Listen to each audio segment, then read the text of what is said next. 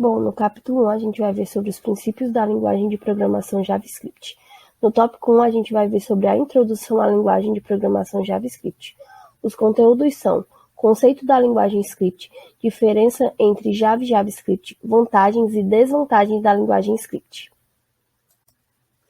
Podemos afirmar que ambas são originárias da linguagem de programação C, entretanto não são a mesma programação. Para escolher entre desenvolver um código em Java ou JavaScript, dependerá exclusivamente da finalidade daquilo que desejamos desenvolver e de sua aplicabilidade. Nesse slide a gente vai ver um pouco sobre a diferença entre Java e JavaScript, certo? O Java é uma linguagem de programação orientada a objetos. Ele cria aplicações que são processadas em uma máquina virtual ou um navegador, precisa ser compilado para ser executado por código de máquina e requer plugins diferentes. Já a linguagem de programação JavaScript é uma linguagem de scripts de programação orientada a objetos. É processado apenas em um navegador, não precisa ser compilado, está totalmente em texto e por isso pode ser interpretado e executado pelos próprios navegadores. Também requer plugins diferentes. Bom, aqui a gente tem um pouco sobre o conceito da linguagem script. Ela é uma linguagem de programação leve, interpretada, não compilada e orientada a objeto, voltada para o web, baseada em protótipo, multiparadigma e dinâmica. Reconhecendo também estilos orientados a objetos, também podemos encontrá-la em muitos ambientes externos aos navegadores. Continuando, ela é executada em client-side com estrutura e sintaxe de fácil aprendizagem. É considerada uma linguagem poderosa no mundo da internet. Vem sendo aplicada para controlar o comportamento de páginas web. Bom, agora a gente vai ver um pouco das vantagens e desvantagens. Algumas das vantagens são muitas possibilidades orientadas a objeto, permite programação de pequenos scripts e programas maiores. É uma linguagem de programação simples utilizada para fazer as coisas com rapidez e leveza. Possibilidade de executar instruções com respostas às ações do usuário. Desvantagem é o tempo de espera, a exposição do código e a configuração adequada. Bom, falando um pouco mais sobre as desvantagens, certo? A exposição do código. A facilidade de visibilidade do código-fonte. O tempo de espera. O código script deve ser totalmente descarregado no navegador para que possa ser executado. Dependendo do conteúdo e as formatações aplicadas, o fator de tempo pode ficar comprometido. Bom, configurações adequadas, certo? O navegador precisa estar configurado para interpretar o código script. Caso contrário, apenas as introduções de marcações estruturais da página serão interpretadas.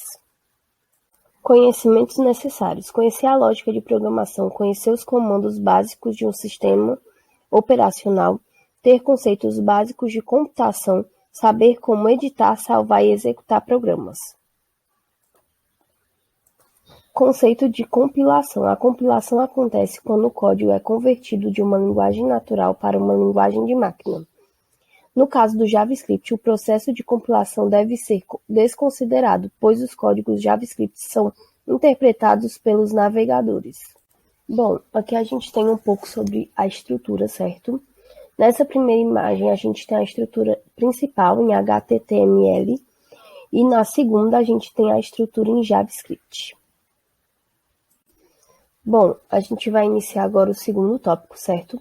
E ele vai falar sobre as características da linguagem de programação JavaScript.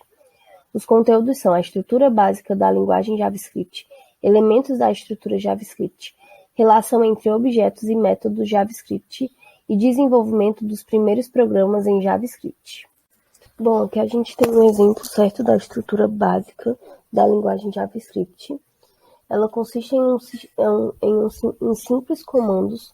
No entanto, como os códigos não são compilados, mas sim interpretados diretamente pelos navegadores, qualquer erro de digitação ou falta de caractere para compor o parâmetro do código será suficiente para que o código não seja interpretado da maneira adequada. ou pelo navegador. Ainda sobre a estrutura, se o problema tiver de alguma forma relacionado com a estrutura HTML, nem mesmo o design ou a estrutura HTML serão apresentados na janela do usuário. Provavelmente alguma mensagem de erro do navegador será exibida ou simplesmente a janela do navegador do usuário permanecerá vazia, ou seja, em branco. Falando um pouco agora sobre os parâmetros da estrutura básica, a gente vai ter alguns exemplos que foram tirados do código que a gente mostrou anteriormente. No primeiro, a gente tem os delimitadores, respectivamente, do início e do fim da codificação JavaScript. Todos os comandos e instruções JavaScript devem estar internamente entre esses delimitadores. O segundo tem por finalidade informar ao programa de navegação a possibilidade de pular as linhas de código do script. O terceiro é o indicador de finalização do conteúdo das linhas do código JavaScript. O quarto trata-se apenas de um parágrafo de documentação e comentário interno, que não será processado ou interpretado. O quinto é a definição de uma variável identificada para reservar o espaço na memória, onde uma informação será armazenada. Bom, continuando aqui, a gente tem nessa primeira página o exemplo do ponto e vírgula, que é utilizado para identificar o final da linha de comando. Esse sinal faz parte da sintaxe da linguagem. A gente tem o segundo. Por intermédio do prompt, é apresentada uma caixa de mensagem de entrada de dados para o internauta digitar o seu nome, ok? E o terceiro, projeta a saída de informação processada. Todos esses parâmetros a gente pode identificar nesse código que a gente mostrou anteriormente, certo? Desenvolvimento do programa em JavaScript. Para desenvolver e executar o programa JavaScript, é necessário apenas uma ferramenta de editor de texto padrão TXT e um browser, no caso, um navegador. A gente aqui tem um pouco da relação entre objeto e método. Para manipular um objeto, é necessário definir e aplicar uma forma ou recurso que denominamos como método. Sendo assim, relacionamos a seguir alguns métodos com seus respectivos objetos.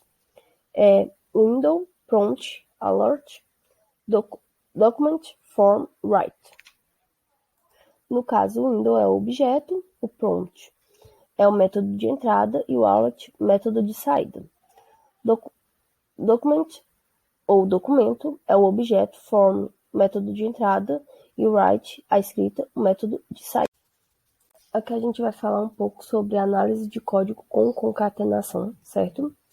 Preparar o formulário entre tags, definir os campos do formulário com prefixo, elaborar a rotina de JavaScript, ou seja, definir as variáveis, a entrada de dados, o processamento e a saída de dados, definir o campo do JavaScript que receberão as informações do formulário, sempre com o prefixo, capturar o fnome, capturar o fsobrenome, no caso o nome e o sobrenome da pessoa, concatenar o JS nome e JS sobrenome para obter o nome completo e no final apresentar o nome completo.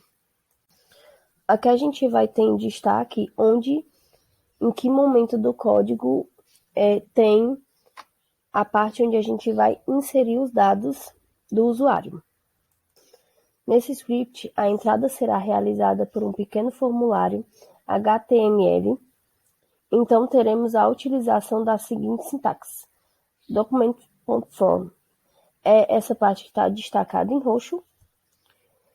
Continuando, sendo form um parâmetro que deverá ser substituído pelo valor que estiver em form name do objeto formulário.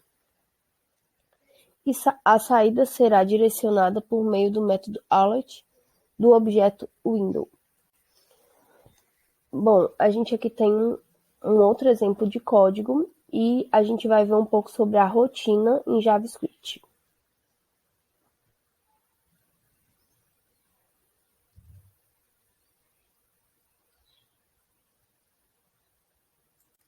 Bom, aqui a gente tem as principais partes da rotina, certo? A gente tem a definição das variáveis, a sequência é estabelecido o código de uma função concatenal ou concateno. A função está escrita entre chaves. Dentro da função dentro da função são transferidos para variáveis. Podemos concluir que o processo de concatenação é representado então pela seguinte linha de comando, que eu vou mostrar no código, tá? Por fim, temos a saída de dados, e temos a saída de dados. Agora a gente vai ver alguns exemplos de identificadores e palavras-chave ou reservadas. Identificadores, caracteres acentuados são denominados caracteres compostos, sendo interpretados pelo sistema diferentemente dos caracteres não acentuados. Sensitive case, isto é, a diferença entre as letras maiúsculas e minúsculas. Palavra reservada. Palavras que não podem ser utilizadas como identificadores. Essas palavras são classificadas pela linguagem JavaScript como palavras reservadas, ou seja, são empregadas como comandos, instruções, complementações ou parâmetros. Uma palavra reservada também é classificada como uma palavra-chave por ser de uso restrito. Utilizar uma palavra reservada gera erros de interpretação do script quando executado. Aqui a gente pode ver alguns exemplos de palavras reservadas em JavaScript.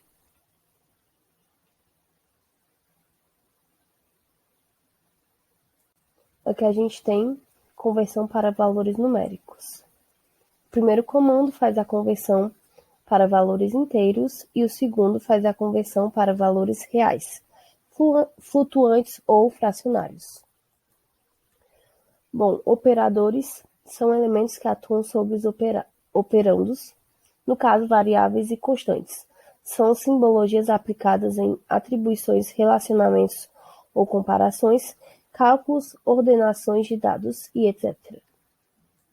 Seguem os mesmos conceitos, representações de estilos e funcionalidades de outras linguagens como C, C++, Java, PHP. Por exemplo, os operadores podem ser unitários ou binários. Aqui a gente vai falar um pouco sobre operadores unitários e binários. Unitários são aqueles aplicados a uma única variável, isto é, que atuam sobre um único operando. Binários são aqueles aplicados a duas variáveis, isto é, encontram-se dentro de uma expressão aritmética atuando sobre dois operandos, que podem ser duas variáveis, duas constantes, ou uma variável e uma constante. Aqui a gente vai ver um pouco sobre as funcionalidades de alguns tipos de operadores. O aritmético ou matemático. Operadores empregados para efetuar cálculos por meio de expressões ou fórmulas matemáticas. Operadores relacionais ou de comparação.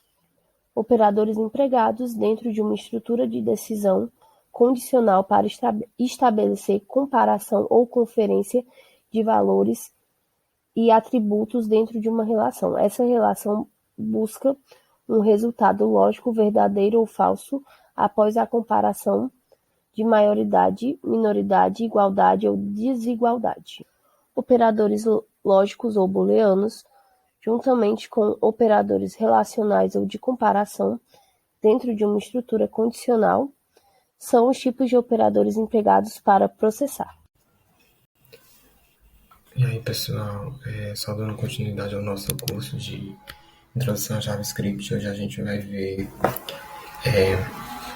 o capítulo 2, Fluxos de Controle, Desvios Condicionais, no tópico 1, e no tópico 2, Laços de Repetição, os loops. Ambas estruturas muito comuns no mundo da programação, principalmente se você já é um programador que programa mais tempo. Praticamente impossível você ter um nível de maturidade sem passar por essas estruturas. Começando pelos desvios condicionais, a gente tem uma definição onde ele é uma estrutura de código que tem por finalidade tomar a decisão de acordo com o resultado de uma condição. No teste lógico, a gente vai ver de forma mais clara isso nos exemplos, e então executar um bloco de instruções que irá depender do resultado dessa condição.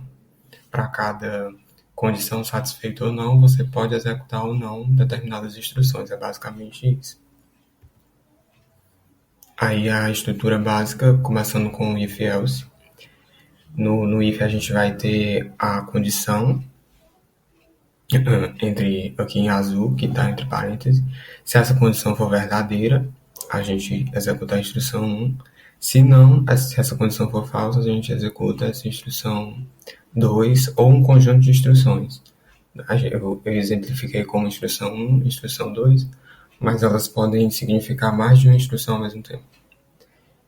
E aqui do lado eu tenho uma estrutura mais simples, pois a gente também pode ter situações no nosso código que a gente não precise do else. A gente só precisa verificar se aquela variável é funcional, se existe ou não, e se essa condição já for satisfeita, a gente pode executar alguma coisa.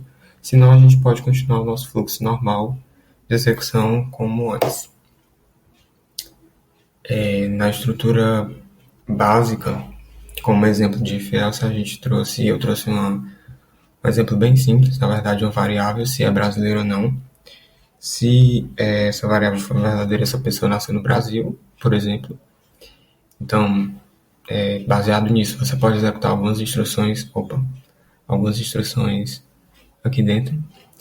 E se ela não nasceu no Brasil, que é justamente o else, se essa condição for falsa, ela não nasceu no Brasil e você pode executar outro conjunto de instruções.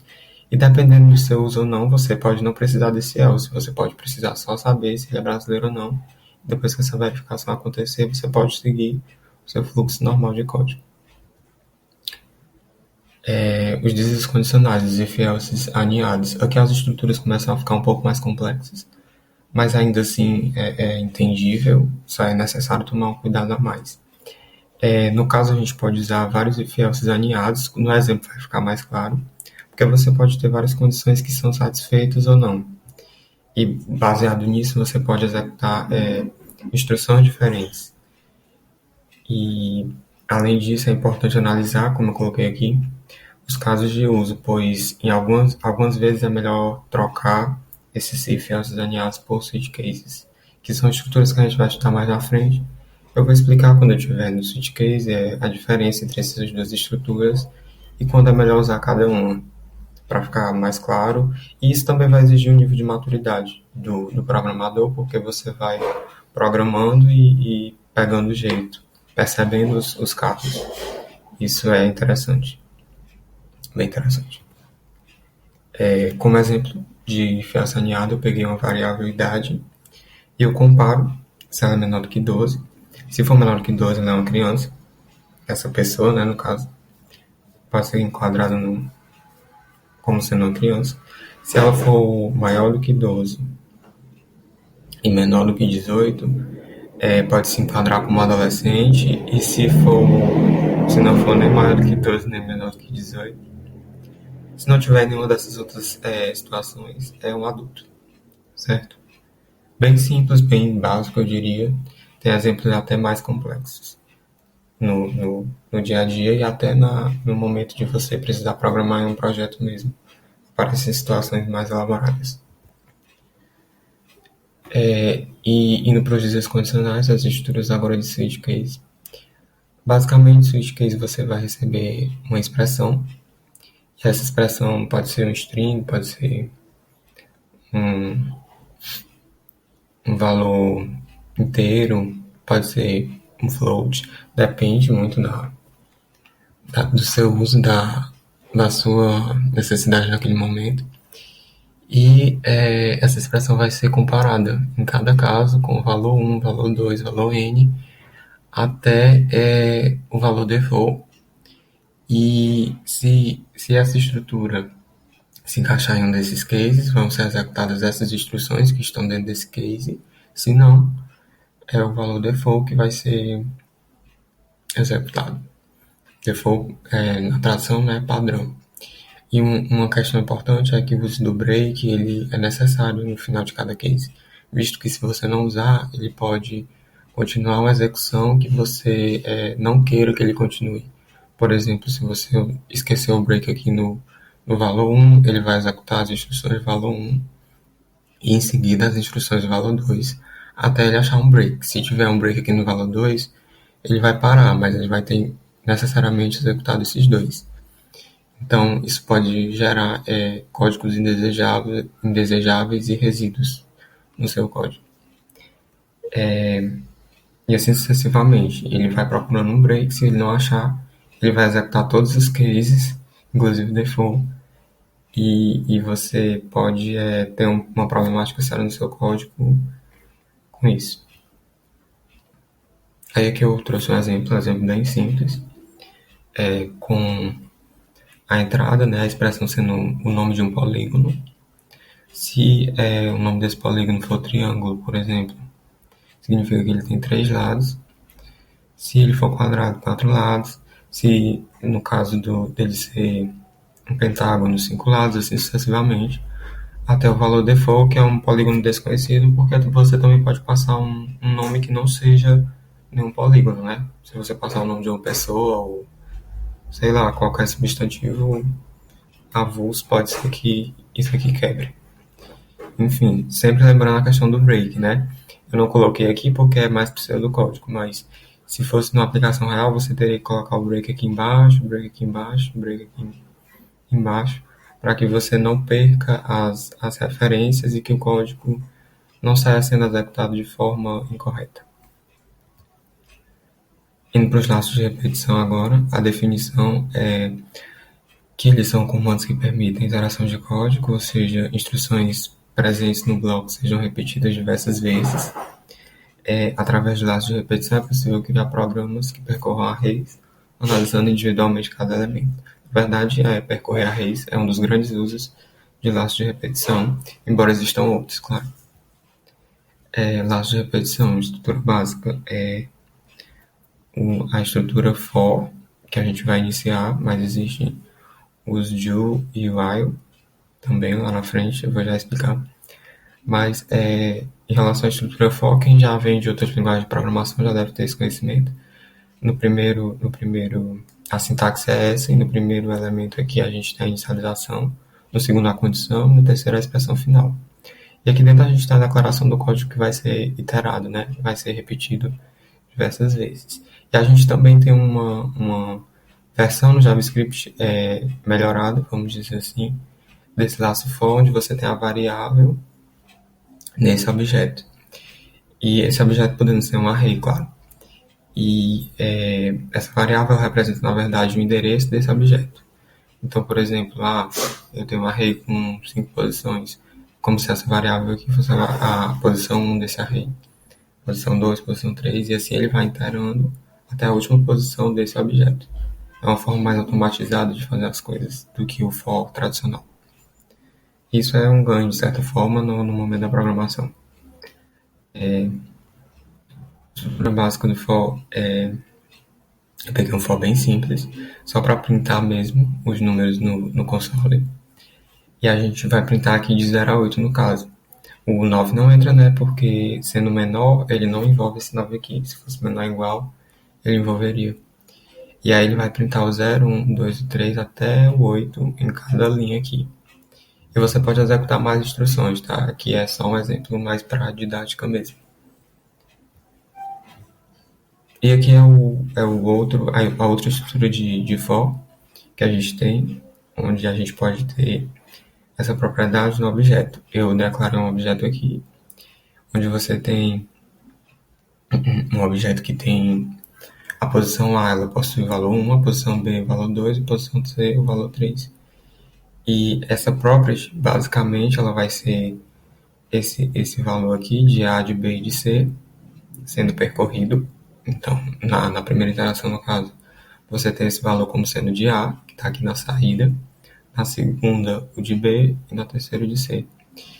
E se você quiser o valor em si que está nessa posição, você vai passar o objeto com a referência dessa posição, no caso desse property. Nesse primeiro caso, você passa o objeto no endereço A, o valor do objeto no endereço A, na verdade, e aí ele vai dar igual a 1. No segundo caso, o valor do objeto no endereço B, que ele vai dar B igual a 2. E no terceiro caso, o valor do objeto no endereço C, que vai ser o 3. Aí essa é a saída esperada desse código aqui. Você pode ter vários usos desse for aqui e ele é bem mais simples, bem mais dinâmico de você usar. E as outras estruturas de repetição são as estruturas de while e while. No caso, elas são, na verdade, elas se complementam, parecem muito, as duas se parecem muito, mas só tem uma pequena diferença. Na verdade, no do while a gente tem o código ocorrendo e depois a verificação. E na parte do while, onde você só tem o while, primeiro ocorre a verificação e depois a rotina de código. Basicamente é essa a diferença. Mas em algumas situações isso pode gerar um código, tem que ser prestar atenção, porque pode gerar um problema no seu código se você não tiver atento ao uso do do while e do while. Essa execução anterior pode gerar valores a mais ou a menos do que na execução tradicional, que seria só o while. Aqui eu trouxe um exemplo de estrutura básica com eles. Você tem a variável declarada, n igual a 0, e a variável x também declarada como 0. E aqui no do while a gente faz o incremento desse n a cada posição e depois verifica se esse n não é maior do que 3. Enquanto ele não for maior do que 3, ele vai fazendo essa rotina de código. E aqui a gente vai guardando nessa variável x como se fosse uma soma desses valores de n que são passados ao longo do tempo. Então, na primeira iteração, você tem o n igual a 1, porque ele começa como 0, mas aqui ele vai adquirir o valor de 1. E o x também vai ficar igual a 1, visto que a gente tem esse x inicializado do 0, somando com esse n. Enquanto esse n, e aí ele faz a verificação, na primeira iteração sendo n igual a 1, enquanto esse n for menor do que 3, ele continua a executar o do. Nesse caso é menor do que 3, e aí ele executa novamente, depois vai dar 2 aqui no n, e aqui você guarda esse valor, 2 mais 1 no caso, que fica 3, e aí ele verifica novamente, percebe que o n é menor do que 3, e faz a última execução, onde o n vai ser igual a 3, e o valor da soma igual a 6. E aqui é basicamente a mesma coisa, só que com n, sem a parte do do. Você faz a verificação primeiro, sempre olhando se o n é menor do que 3, no caso da primeira iteração aí ele vai executa, incrementa e guarda a soma, e assim sucessivamente até chegar no n, no caso, igual a 3, que ele vai perceber que essa condição quebra, e ele continua o código da outra linha que teria aqui em seguida.